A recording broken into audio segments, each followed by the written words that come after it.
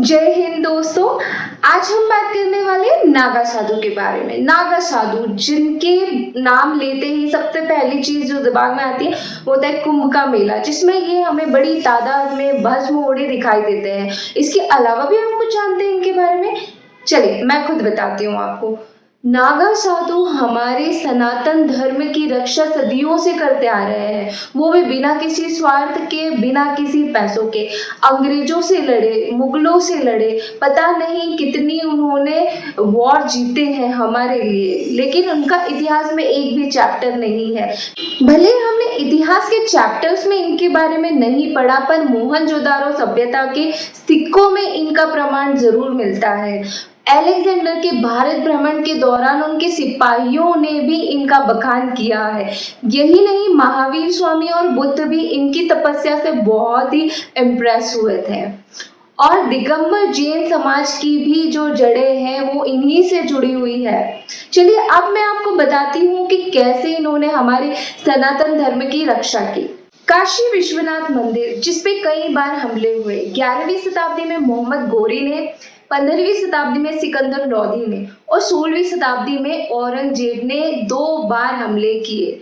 2 बार हमले करने का रीजन ये था कि वो एक बार असफल रहे और दूसरी बार सफल रहे। तो जो मुगल की ये असफलता का कारण था वो कोई और नहीं, नागा साधु थे। मुगलों की यह असफलता जेम्स जी लोचेटफेल्ड की पुस्तक the illustrated encyclopedia of Hinduism volume 1 में पढ़ने को मिलती है। इस पुस्तक के अनुसार वाराणसी के महानिर्वाणी अखाड़े के नागा साधुओं ने औरंगजेब के खिलाफ मंदिर ना तोड़ने का विरोध किया और उन्हें लड़ाई में बहुत बुरी तरह से हराया।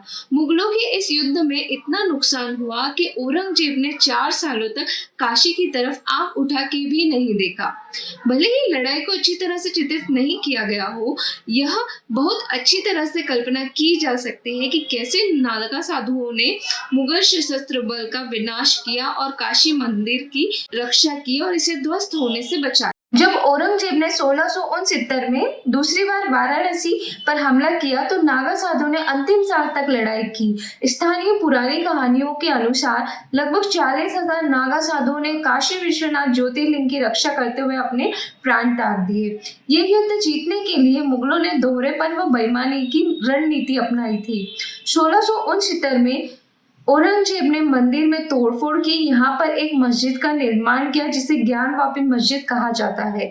यह मस्जिद आज भी मंदिर परिसर में मौजूद है। बाकी की सारी कहानी तो आप अच्छी तरह से जानते ही हैं।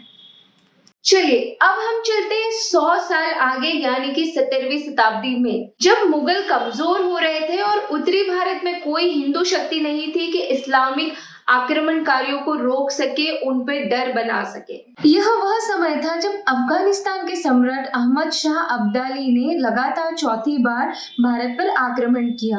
उस समय मुगल बहुत कमजोर थे और भारत के उत्तरी भाग में इस्लामी आक्रमणकारियों को चुनौती देने के लिए कोई अन्य हिंदू शक्ति नहीं थी। इसलिए अफगानों ने इसका फायदा उठाया और मुगल राजा आलमगीर के साथ एक अपमानजनक संधि की, जिसमें उन्होंने मुगलों से दिल्ली लूटने की अनुमति मिली।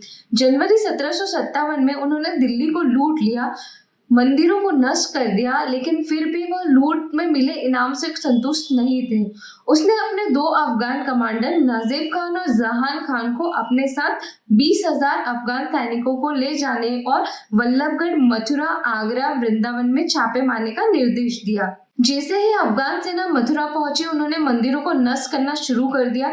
महिलाओं के साथ बलात्कारवश पुरुषों के टुकड़े टुकड़े कर दिए, बच्चों को गुलाम बना लिया गया। कई महिलाओं ने अपने सम्मान को बचाने के लिए यमुना नदी में डुबकी लगाई और उनमें से कई की मृत्यु भी हो गई। हिंदुओं की एक बड़ी भीड़ ने गुफा में शरण ली, जो कि शीतला माता मंदिर के पीछे है।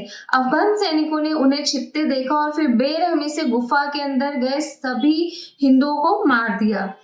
3 दिनों तक मथुरा की पावन मिट्टी पे हिंदुओं के खून से सारोबार रही। लाशों की संख्या इतनी अधिक थी कि मथुरा की हवा में इतने महीनों से दुर्गंध पैदा हो गई थी।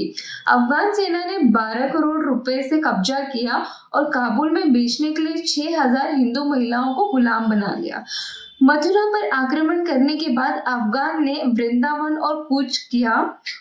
उसका भी हश्र वही हुआ जो मथुरा का हुआ था। वृंदावन को नष्ट करने के बाद अफगान सेना ने महाबन पर छलांग लगा दी और खजाना वहां का भी लूट लिया और हिंदुओं का नरसंहार किया और उनका अगला लक्ष्य आगरा पर हमला करना था। लेकिन अचानक से एक अफगान कमांडर सरदार खान ने सोचा क्यों ना गोकुल को भी लूट लिया जाए, जो कि महाबन से सिर्फ 9 किलोमीटर की दूरी पर है। वह 10,000 अफगान सैनिकों के साथ गोकुल की ओर गया, जहां उन्हें 4,000 नागा साधुओं को उनके साथ युद्ध के लिए खड़े देखा।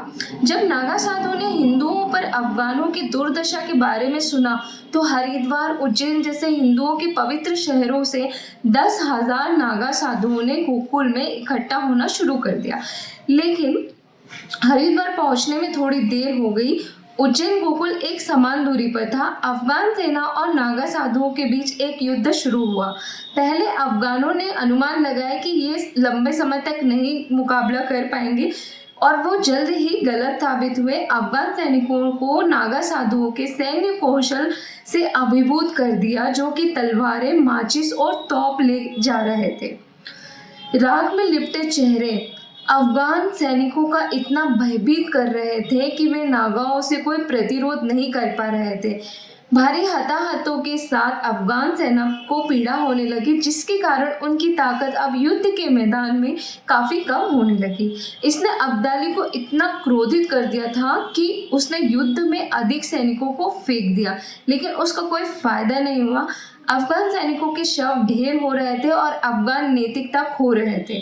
इसी बीच नागाओं ने अन्य बैंड भी युद्ध के मैदान में प्रवेश कर गए, जिससे नागाओं के हमले तेज हो गए।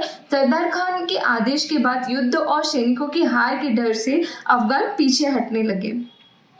5,000 से अधिक अफगान सैनिक मारे गए, अनगिनत सैनिक घायल हुए, जबकि इस लड़ाई में 2,000 नागाओं को शहादत प्राप्त की। अफगान कमांडर सरदार खान को पता लगा कि जब अब्दाली उसे अपमान के साथ युद्ध से पीछे हटने के अपने फैसले के लिए दंडित करेगा, क्योंकि वे काबुल से लेकर मथुरा तक हर जगह जीत गए थे और नागाओं के हाथों हार गए, तो इससे बहुत बड़ा झटका लगेगा। तो उसने जुगल किशोर को रिश्वत दी, जिसे अब्दाली ने युद्ध, लूट और युद्ध में पकड़े गए खजाने के निरीक्षण करने के लिए नियुक्त किया था। एक छोटी रिपोर्ट तैयार करने के लिए कहा गया, जिसमें कहा कि अफगान सेना ने महामारी फैलने के कारण पीछे हट गए हैं ताकि वह हार की सजा से बच सके। एक बार फिर यहाँ इतिहास को बदला गया। हर हर महादेव के इस नारे के साथ नागा साधुओं ने अपने जीवन की परवाह न करते हुए आस्था और संस्कृति की रक्षा के दृढ़ संकल्प के साथ गोकुल को बचाया। आशा करती हूँ आपको मेरा ये वीडियो पसंद आया हो। बच्चे बच्चे, बड़े बड़े सबके साथ इस वीडियो को शेयर करें, ताकि जब भी हमें कोई नागा साधु मिले मंदिर में या फिर कुंभ के मेले में, तो हम उन्हें उतनी रिस्पेक्ट दें जितनी वो डिजर्व करते हैं। मिलते हैं नेक्स्ट वीडियो में। मेरे चैनल को सब्सक्राइब करना ना भूलें। आप मुझे फॉलो भी कर सकते हैं, इंस्टाग्राम, फेसबुक, ट्विटर, सब जगह हूँ मैं, तो आप हर जगह मुझे फॉलो कर सकते हैं।